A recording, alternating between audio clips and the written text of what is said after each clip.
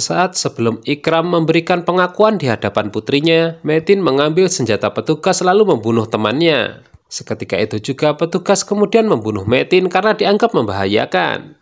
Di sisi lain, Nevin menceritakan yang sebenarnya kepada Kenan jika dia adalah anak pungut. Anehnya mendengar itu, Kenan justru tertawa, karena yang muncul sebenarnya ini adalah Dogan. Ia mengatakan jika tidak peduli dengan semua itu. Nevin ketakutan hingga bermaksud pulang. Tapi Dogan tiba-tiba berteriak dan menyuruhnya untuk duduk. Sementara itu, Turan sedang dalam perjalanan mencari istrinya, takut terjadi sesuatu. Ikram sangat lega karena tidak harus membuat pengakuan di hadapan Layla. Meskipun begitu, di luar istrinya sangat cemas. Dogan semakin tidak terkendali, ia merasa selama ini tersakiti. Ia bahkan mengakui jika pembunuhan selama ini ia yang melakukannya. Ia juga sadar resikonya jika mungkin ia akan masuk penjara, bisa juga ia akan mati dibunuh. Ikram memberitahu istrinya jika dua saksi kunci telah tewas. Istrinya itu kemudian menyarankan untuk mengikuti rencananya. Ketika Turan datang, Dogan bersikap seolah tidak terjadi apa-apa. Bahkan ia kemudian memeluk ibunya. Setelah orang tuanya pulang, Dogan dihubungi oleh Idris. Dogan kemudian memberitahukan jika ia telah menceritakan semuanya kepada Nevin. Ia merasa tidak ada yang perlu ditutup-tutupi lagi. Sementara itu, Tahir menceritakan kepada istrinya jika ayahnya memiliki hutang. Maka jika tidak keberatan, ia ingin menjual emas-emas miliknya. Mendengar itu tentu saja istrinya menolak dan menyuruh Tahir untuk meminta kepada Yasmin. Tahir tidak tahu jika istrinya diam-diam mencomot nomor Yasmin dari handphonenya. Nevin memberitahu suaminya jika ia telah menceritakan semuanya kepada Kenan. Hanya saja sepertinya mereka sudah terlambat. Dogan shock melihat berita di TV, dua saksi kunci telah mati. Seketika itu ia kemudian menghubungi Layla untuk menanyakannya. Setibanya di kantor, Turan diceritakan semuanya oleh Layla. Bahwa harapan mereka mendapatkan informasi dari saksi telah sirna. Ikram terpaksa setuju dengan sandiwara yang diciptakan istrinya bahwa dirinya memiliki hutang. Sebab hal itu satu-satunya cara untuk membuat anak-anak mereka percaya kepada mereka. Tahir meminta ayahnya untuk tidak usah khawatir karena masalah hutang ini ia yang akan menyelesaikan. Ia juga meminta maaf karena ayahnya pasti melakukan ini karena disebabkan olehnya. Murad menghubungi Kenan, memberitahukan jika gosip-gosip mengenai hubungannya dengan Layla mulai menyebar. Mendengar itu, Kenan mengaku tidak mengetahui apa yang harus ia lakukan. Akan tetapi, Kenan justru didesak oleh bosnya untuk fokus dengan pekerjaannya. Turan menyuruh istrinya tenang, pasti ada solusi. Tapi istrinya itu justru histeris, menurutnya tidak ada jalan kembali. Dogan telah menolak melanjutkan terapi. Jika mereka tidak berbuat sesuatu, maka Kenan yang harus menanggungnya.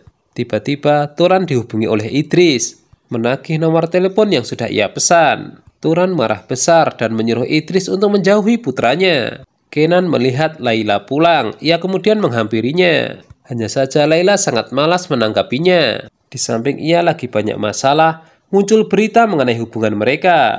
Kenan menawarkan kepada Layla untuk lari dari semua ini. Akan tetapi Layla menolak. Ia tidak ingin mengorbankan reputasi Kenan yang telah ia bangun bertahun-tahun. Idris menghubungi Dogan, akan tetapi yang mengangkat adalah Kenan.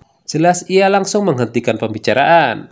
Layla curhat dengan Yasmin jika hubungannya dengan Kenan sepertinya tidak bisa dilanjutkan. Sebab jalan hidup yang mereka ambil sangatlah berbeda. Yasmin akhirnya menghubungi Murad untuk meminta bantuan. Nejati memberikan kesempatan terakhir kepada Ikram untuk mengatasi masalahnya. Di mata keluarga, Nejati dianggap sebagai orang yang memberi hutang kepada Ikram. Yasmin mengajak Murad membicarakan hubungan antara Kenan dan Layla. Sebab ia khawatir jika sahabatnya itu akan menyerah. Ikram menceritakan kepada Layla jika dirinya memang betul memiliki hutang yang sangat banyak. Mendengar itu, Layla mengatakan jika ia akan membantu mengatasinya. Lagi pula ia khawatir jika terjadi sesuatu dengan ayahnya itu. Murad dan Yasmin sedang berdiskusi bagaimana cara mempertemukan Kenan dan Layla seolah-olah tidak sengaja. Tahir menyuruh adiknya untuk tidak ikut campur mengenai masalah hutang karena ia sendiri yang akan menyelesaikannya. Tapi Layla tidak setuju sebab ia khawatir kakaknya itu terlibat hutang dengan pihak lain. Ikram dinasihati istrinya jika yang harus mereka lindungi adalah Tahir. Sebab jika Laila, dia seorang jaksa, dilindungi oleh negara dan polisi. Yasmin menghubungi Laila, sedangkan Murad menghubungi Kenan. Rencananya mereka akan dipertemukan di restoran. Akan tetapi, begitu rencana ini dijalankan, baik Kenan maupun Laila sama-sama menyadari jika dijebak. Tahir diam-diam meminjam uang kepada bos Gokhan. Dan tanpa syarat apapun, ia dengan mudah mendapatkannya. Tapi di belakang diam-diam bos itu memberi misi kepada Gokhan agar mengajak Tahir untuk membunuh jurnalis yang bernama Kenan. Gokhan ketakutan sebab targetnya adalah orang terkenal, yang artinya ia akan mendapatkan masalah besar jika ketahuan. Ternyata misi ini dibackingi oleh Necati. Turan meminta maaf kepada istrinya, ia belum bisa mendapatkan solusi. Sementara itu, Kenan didesak teman-temannya untuk mengejar Laila. Dan akhirnya mereka pulang bersama mengendarai taksi. Tapi di depan rumah, Laila mengatakan kepada Kenan jika lebih baik hubungan mereka putus. Keputusan ini telah ia pikirkan matang-matang. Dan mulai malam ini ia akan pindah rumah. Dan dengan berat hati, Kenan bisa menerima keputusan Laila. Tak lama kemudian, gadis itu pun kemudian mengemasi pakaiannya. Murad dan Yasmin menyangka jika rencana mereka berhasil. Namun betapa terkejutnya Yasmin melihat Laila telah menunggu di depan rumahnya. Nevin menghubungi dokter, memberitahukan jika Kenan tidak memerlukan terapi lagi. Setelah itu tanpa diduga, Kenan mengunjungi ibunya. Yasmin tidak berani bertanya kepada Laila mengenai apa yang telah terjadi karena takut menyinggungnya. Di sisi lain, Nurai menemukan cek di saku suaminya. Ia menduga suaminya itu mendapatkan uang dari Yasmin. Meskipun telah dibantah suaminya sendiri, Nurai tidak percaya. Ikram sengaja keluar rumah untuk memancing pembunuh. Dan apa yang dilakukannya itu berhasil, seseorang membuntutinya. Kenan curhat kepada ibunya mengenai hubungannya dengan jaksa yang bernama Laila. Hanya saja sulit mempertahankan hubungan itu. Sementara itu, Necati dimintai keterangan oleh polisi, sebab panggilan terakhir yang dilakukan Metin berhubungan dengan perusahaannya. Idris menghubungi Dogan, mengatakan jika ia sedang membuntuti Ikram. Setelah itu, Kenan buru-buru berpamitan dengan ibunya. Akan tetapi ibunya tahu jika orang yang ia ajak bicara ini adalah Dogan. Ia kemudian memohon kepada putranya itu untuk menghentikan kejahatannya, sebab belum tentu semua orang yang ia incar bersalah. Namun karena putranya itu tidak mau berhenti, Nevin kemudian menghubungi Turan. Hanya saja suaminya itu mengaku jika memiliki urusan penting. Ikram berkoordinasi dengan Necati menyiapkan jebakan untuk pembunuh. Sekarang giliran Dogan yang akan membuntuti Ikram. Yasmin memberitahu Laila jika tiba-tiba Tahir mengajaknya bertemu. Namun pada kenyataannya yang datang adalah Nurai. Istri Tahir itu kemudian mengancam Yasmin akan menghancurkan reputasinya. Ia berteriak kepada semua orang jika wanita ini adalah penggoda suaminya. Sementara itu, Ikram berkata kepada istrinya jika hari ini akan ia selesaikan semuanya. Setelah itu, ia pun pergi dengan membawa senjata. Di luar, ia kemudian dibuntuti oleh Dogan. Keluarga Metin memberikan keterangan berbelit-belit di hadapan Laila. Jelas itu bisa ditangkap sebagai sesuatu yang mencurigakan. Ikram membelokkan mobilnya ke sebuah gudang besi tua. Melihat hal itu, Dogan bertekad untuk membunuhnya di tempat itu. Di sisi lain, Turan menemui Idris. Ia langsung menyalahkan pria tua itu sebagai yang mencuci otak putranya. Puncaknya, Turan memukul Idris. Dan tepat pada saat itu, Nevin datang. Terjadi rebutan senjata yang mengakibatkan Turan menembak Idris. Seperti biasa, Dogan kemudian berganti pakaian dan menutupi mukanya dengan topeng. Di dalam aksinya itu ketahuan oleh salah seorang penjaga. Hanya saja dia tidak mau berhenti dan mendorong penjaga itu lalu kabur.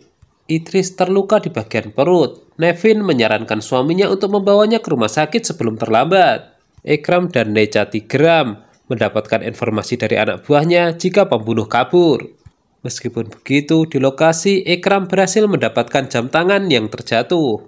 Setibanya di rumah, Nurai dimarahi Tahir. Ia menganggap apa yang dilakukan istrinya itu sangat memalukan. Sebab dari awal ia mengatakan jika Yasmin tidak ada hubungannya dengan semua ini. Kenan diingatkan pihak kantor jika malam ini ia ada siaran live. Di sisi lain, Laila mendapatkan rekaman suara pembicaraan Necati dan keluarga Metin. Namun setelah didengar, ia menganggap ini tidak bisa dijadikan barang bukti. Kenan tiba di kantor dan itu membuat bosnya lega. Akan tetapi, Kenan menunjukkan gestur yang aneh. Yasmin merasa senang diantar oleh Murad. Dan sebagai ucapan terima kasih, ia ingin memeluknya lebih lama. Dan tepat saat itu Tahir melihat, padahal ia membawakannya bunga. Jadi terpaksa Tahir mundur teratur. Awalnya malam itu, Kenan siaran seperti biasa. Namun di ujung, ia membuat pernyataan yang mengejutkan semua orang. Bahwa mulai malam ini ia akan mengundurkan diri sebagai jurnalis. Pendengar itu tentu saja bos dan teman-temannya syok. Namun yang paling syok adalah Laila yang juga menyaksikan siaran itu. Bos Kenan menduga jika semua ini gara-gara Laila. Seperti biasa, Kenan kemudian menuju tempat di mana ia biasa menenangkan diri. Di tempat berbeda, Ikram menceritakan kepada istrinya apa yang telah terjadi. Namun setelah itu, ia kemudian memeriksa kembali jam tangan yang telah ia temukan. Laila tahu betul keberadaan Kenan, ia kemudian menyusul. Setelah bertemu, mereka kemudian berpelukan. Sebab apa yang telah dilakukan Kenan adalah bukti cinta. Nah, semakin seru kan? Jangan lupa tonton kelanjutan serial drama ini hanya di Mail Channel ya. Terima kasih.